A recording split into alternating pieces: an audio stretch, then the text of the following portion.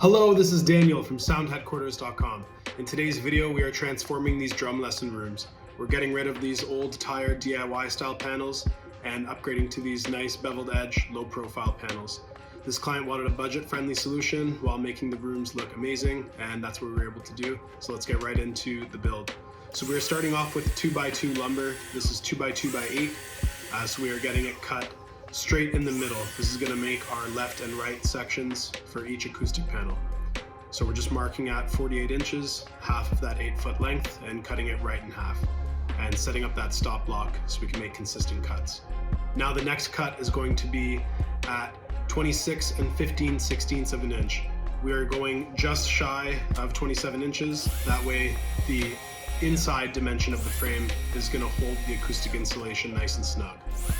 So we're using that stop block, making sure all of our cuts are the exact same. That way all of the panels are the exact same finished dimension when they are all built.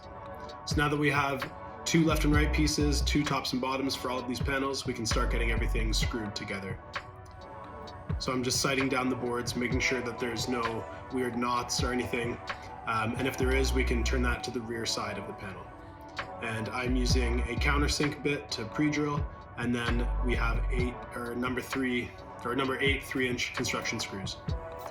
So I'm keeping that pilot hole close to the rear side of the panel. I'm using the table as a guide to guide the drill. And that way we're keeping all of the screws on the rear side of the panel frame. That way when we router this after to give it that beveled edge, none of the screws hit the router bit, which you'll see right here in a moment. Here is the router table. We have that 45-degree chamfer bit on there. That's what's gonna carve out that nice profile on the edge of the acoustic panel. So I'm doing one pass, that gets rid of the majority of the bulk of the wood, and then I do a second pass to make a nice, clean, consistent cut. So I'm gonna do 2 passes for every single side, for every frame, and that is how we put that nice beveled edge on there. And there's a little close-up shot of the beveled edge. And we can just get into finishing the rest of these frames, and then we'll be ready to move on to the next step. So before we add our insulation and upholstery, I'm just going to give this a very quick sanding, just to make sure there's no splinters or anything that's going to get caught on the fabric or bulge out of the frame. So now we're putting on the rear fabric, and this is just a landscaping or yard work style fabric. It's designed to be breathable and lightweight, and designed to be a barrier, so that we're using it for that purpose. This is the insulation we're using for these low profile panels. This is rock wool comfort board 80. It's a rigid mineral wool, and this comes in at 1.5 inches thick, which is a nice low profile to meet up with our 2x2 wood, which the actual dimension is 1.5 inches. So that way we have a nice thin 1.5 inch panel to keep as much space on the inside of these lesson rooms as we can. So before I put the final fabric on, I just like to put a small piece of packing tape where the joints meet up, just to make sure that the fabric does not bunch up into that joint. So now we can cut our fabric, and this client wanting a budget option, we just opted for some canvas. We're using black canvas as our final layer of fabric, and we're also doing an initial layer in that same landscaping fabric. So I'm getting all 4 corners tacked in for the landscaping fabric, and just a few staples here to hold it in place. And then we cut off all of the excess fabric, including on the edges of the corners, which you'll see here, right there. And that is so that nothing bulges when we wrap the canvas, which we're gonna do right now. So staple that first edge, the opposite edge, and then we can tension against that for all 4 corners. And then we staple down one long side, and the opposite long side we can tension against that as we staple in. And then we just fold over our corner sections neatly and finish up the top and bottom sections, doing plenty of staples, cutting off all the excess. And now we are left with a finished acoustic panel. Now all this needs is for us to install the French cleat into the rear side, and then install our French cleat into the wall, and that's how we hang these.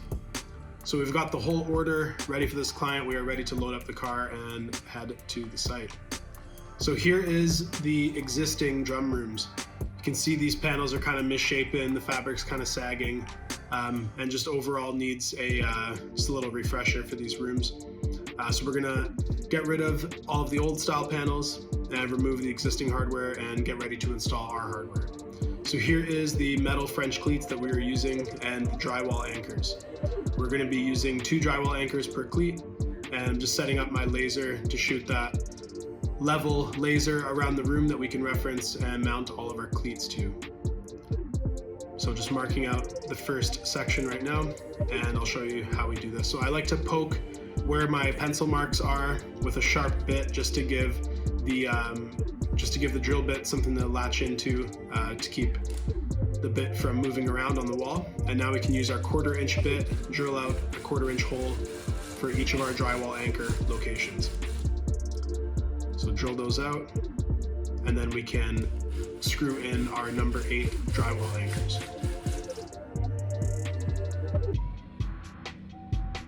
So screwing in those anchors right now, and making sure not to over tighten. If we over tighten these, it'll chew up the drywall on the inside of the screw, and then the anchor will not hold. You'll just have a big hole in your wall. So you want to make sure that we only tighten it until it's flush with the wall, and that's it. And then once those anchors are in, we are ready to screw in our French cleat, making sure that that bottom of that cleat is right against our laser line. And that's going to make sure when we hang all of our panels that they are nice and straight and all consistent with each other. So just making sure this is on there nice and tight. And that is the installation process. Now we're just going to repeat the same thing on the rear side of the acoustic panel. I'm just marking out the center, and then I'm leaving myself about 1/8 of an inch from the top of the panel frame. That way you just don't see any of that metal cleat when you're looking at the panel. And it's as simple as that. Then you just drop it right onto that cleat. And the great thing about using these cleats is that you still have left to right adjustability by a few inches to really dial in that final fitment. So I'm just going to make sure that we're all level there, and that's good to go. So now we can just repeat this process all the way around the room. So for each section, I'm just measuring out, making sure that my gaps are going to be consistent, and just installing those drywall anchors, getting those cleats in there, and hanging the panels. That's as simple as that.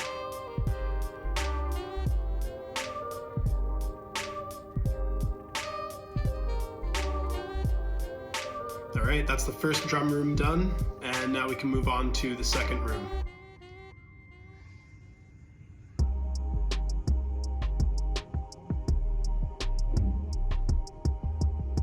Alright, here's the second room. You can see this room was a little bit worse than the first one. These panels definitely needed some TLC, so we're just gonna get rid of all of the old stuff in the room, kind of tidy up a little bit, make some space on the walls for us to do our install, and get right to it. Just setting up that laser, getting all of our marks, all of our locations. And I like to use masking tape anywhere I'm putting pencil marks on the wall. That way it's just nothing that we have to erase, just leaves us with a cleaner finished result. Got all of our panels up, and here is a few finished shots of the completed drum room.